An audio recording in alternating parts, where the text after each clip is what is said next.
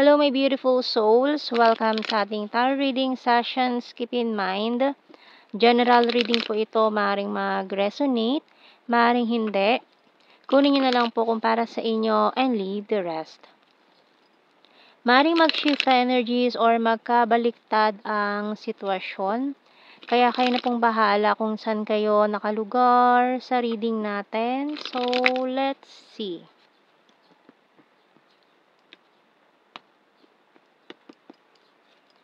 Oh, first card, Three of Swords agad, and the Four of Cups. Oh, very painful situation dito. And we also have here the Karma or Judgment, the Nine of Swords, Justice, Four of Wands, Lovers, and the Nine of Pentacles. Bottom card natin, Ace of Wands. Ay, may mga twin flame energy na naman tayo dito, no? Lalo na nandito tong cards natin. Four of Wands, 11-11 card, and the Lovers card. So, may mga specific signs tayo dito ng Libra, Gemini. Okay, so maaaring kung twin flame ito, nireject ka niya, or dahil nga sa karmic energy dito, kaya parang inignore ka niya, hindi niya inaccept yung offer mo dito, maaaring love offer ito na nag-cause ng heartache dito. Ayan. So, mukhang hindi ka pinatulog din nito ng maayos dahil sa nangyari. Parang, maaaring kung gustong-gusto mo talaga yung taong yun, talaga iniyakan mo pa siya after, and mukhang after nitong separation na to, parang ang tagal na bakante kayo, walang relationship. Kasi nga parang na-trauma kayo sa nangyari. Parang ayaw niyo nang pumasok ulit sa isang relationship dito. Lalo na kung iniisip niyo baka gano'n na naman ang mangyari or hindi na naman mag-work out, mga ganyan. So, kaya ang tagal. Parang sobrang tagal na walang mga hindi na kayo nag-isip pa na pumasok sa isang bagong relationship after that very painful experience na yan. Lalo na kung if you're dealing with a twin flame, talagang parang aayawan mo na lahat ng tao na lalapit sa'yo, eh. Kumbaga parang no, no, parang wala ng ano, eh, parang feeling mo kasi siya na yung ano, eh, pamantayan mo. Kumbaga parang wala ng taong pumantay man lang sa kanya, gano'n. 'Pag gano'n ang feeling kapag nagkaroon kayo ng separation with your twin flame. Kahit pa sabihin natin physically, financially, meron taong dumating sa buhay mo na physically, emotionally, or financially na mas angat naman dun sa taong yun, pero feeling mo hindi pa rin pumantay, eh, parang gano'n. 'Yan, so tingnan natin, ha. Anong message ng Archangel natin dito?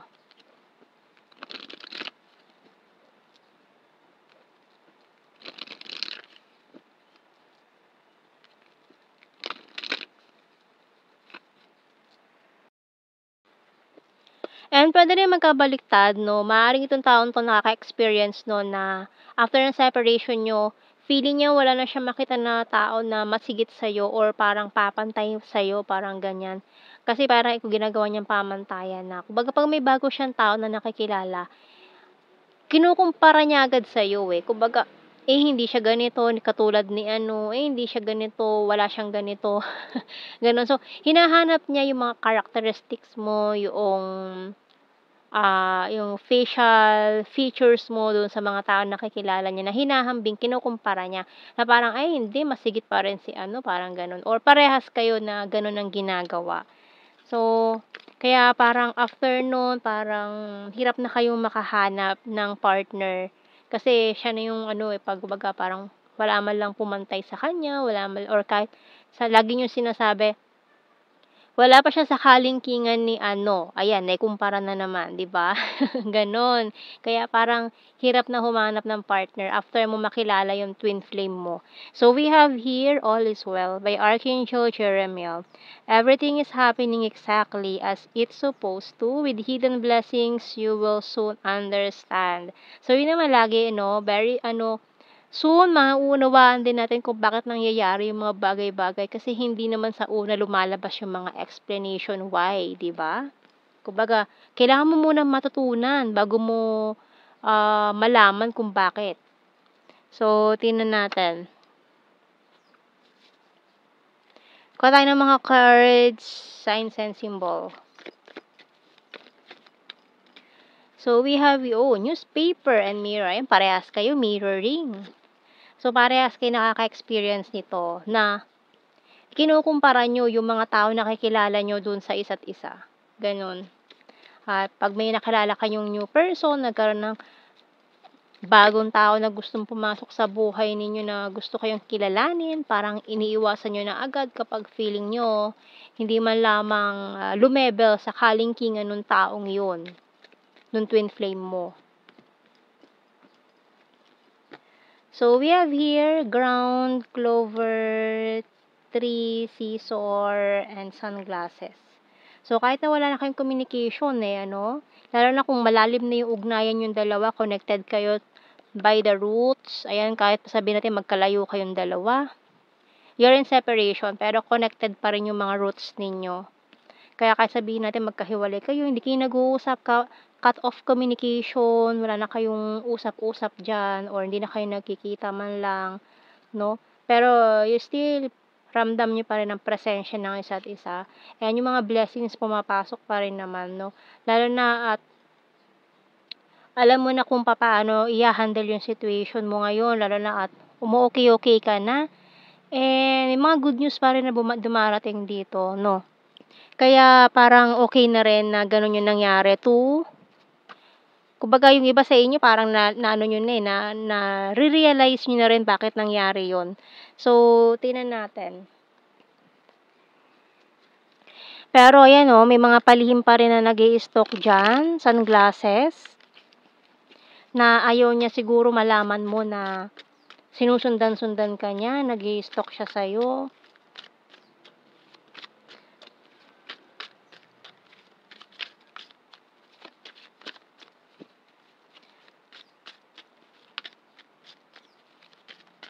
And gusto rin niya malaman yung mga balita tungkol sa'yo This newspaper, inaalam niya yan, yung mga nangyayari sa'yo, inaalam niya. Can't let you go. I want to protect you. I love your humor. I have fear and anxiety. You're the fairest of them all. Ayan na nga no? Kumbaga para sa inyong dalawa, wala nang masihigit Kumbaga, you're the fairest of them all. Paano pa ako makakahanap ng iba kung ikaw na yung fairest of them all, di ba? Kumbaga, ikaw na yung pamantayan niya. Kumbaga, ikaw yung nasa rurok ng niya, yung pinakang gusto niya sa lahat ng tao dito sa mundo, ikaw talaga. Wala na siya mahanap na katulad mo kasi nag-iisa ka lang Parang, ikaw din, kumbaga, wala ka nang mahanap na iba na mas higit sa kanya kasi nag-iisa lang siya. Nag-iisa lang siya sa puso mo. Kasi nga kung twin flame kayong dalawa, hindi niyo talaga matatanggal ang isa't isa sa puso niyo, sa isip niyo, kahit anong gawin niyo dyan. So, we have here, I'm talking to you telepathically. So, ayan, hindi man kayo nag-uusap in the 3D, pero sa 5D, maring ayan, kasama kayo, magkausap kayo, lagi niyo napapanaginipan pa rin ng isa't isa. And husband-wife material, you're so hot. We're compatible to each other. Ayan, so kahit na hindi kayo nag-uusap ngayon, marami kayong pinag-uusapan sa 5D. Doon kayo nag-uusap, nagkikita ang dalawa. No, lalo na kung twin flame energy kayo. So, tingnan natin. More messages. I regret lying to you. Ayun I'm starting to understand our connection. Lalo na kung twin flame kayo nitong taon to. And unti-unti niya na naiintindihan bakit. I love you unconditionally. I know I was a distraction from your pain. I hope that you can forgive me one day. We need to let each other go pansamantala. And sometimes I stay awake thinking about you. So, hindi lang to sometimes. Always, every night.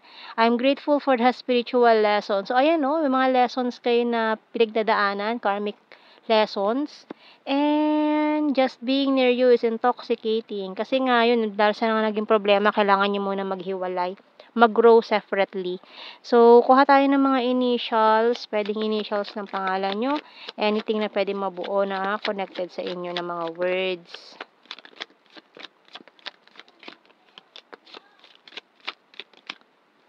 Okay, Z, V, letter B, A, C, N, Q, I, M, X, T, F, O, ang dami pala, J, halos ang dami na nito, S, N, ayan. Letter E, bottom card. So, let's see sa blue card natin. Meron tayong manifestation. So, maaaring you are manifesting each other, past life lover, and, okay, ayun, another twin flame energy. So, confirmation na may mga twin flames. Ang dami na naman twin flame energy ngayon. So, tingnan natin sa ating general signs and messages. So, mga keywords na lang to. Hindi na natin kailangan explain. Alam nyo na yan. We have here sarcastic. Uy, nagpapaka-sarcastic pa siya ngayon, ah. So, we have here Aries sign, Mindanao, number 6. Birthmark, North PH. Very lucky, huh? Kind-hearted, fire sign, Aries, Leo, Sagittarius, and soon, ayan, Union of Hearts.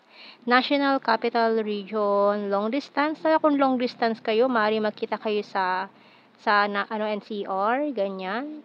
We have here has a dirty sense of humor, Luzon. Okay, another twin flame card. So, Earth sign, Taurus, Virgo, Capricorn. Athletic, Pisces, sweet, may other country, popular, future lover, and skin tag. So, yan ang ating reading, my beautiful souls. Thank you for watching. Take care and God bless. See you in our next reading, guys. Bye-bye.